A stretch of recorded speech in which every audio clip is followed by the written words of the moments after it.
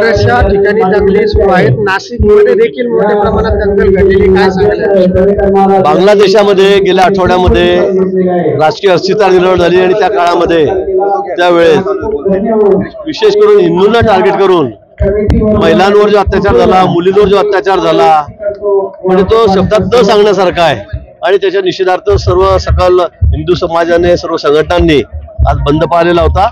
आणि म्हणून नाशिकमध्ये काही बोलाचाली त्या ठिकाणी झाली आणि नंतर दगडफेकीसारखे किरकोळ प्रकार त्या ठिकाणी झालेले आहेत। मी पोलीस कमिशनर आहेत, त्यांच्याशी मी त्या ठिकाणी संपर्कात होतो, जिल्हाधिकारी त्यांच्या संपर्कात होतो, पण आता परिस्थिती निवळलेली आहे। पण या निमित्ताने मी सर्वांना विनंती करणार आहे की आपण सर्वांनी जातीय सलोखा ठेवला पाहिजे, शांतता ठेवली पाहिजे। झालेला प्रकार हा अतिशय घृणास्पद आहे आणि आपण भारतीय म्हणून सर्वांनीच त्याचा निषेध केला पाहिजे। त्यामुळे इथे कुठे वादावादी होतोय, दगडफेक होतो, असे प्रकार होताच कामा नये।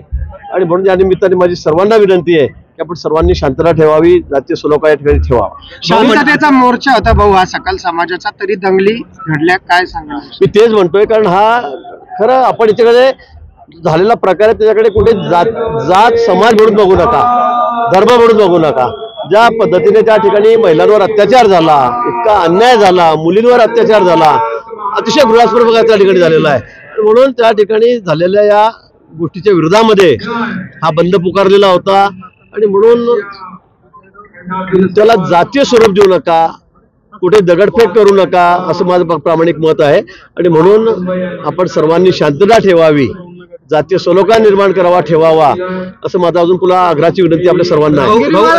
रामगिरी महाराजांवर गुन्हा दाखल झालेला आहे, आपण आता कार्यक्रमामध्ये होता, त्यांच्यावर गुन्हा दाखल झालेला आहे, त्यांना अटक करावी यासाठी संभाजीनगरमध्ये पण सर्व ते काय म्हणाले की उगाच मोडतोड करून दाखवायचं, मला वाटतं ते काही योग्य नाही।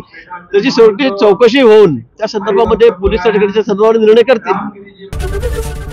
एबीपी माझा, उघडा डोळे बघा नीट।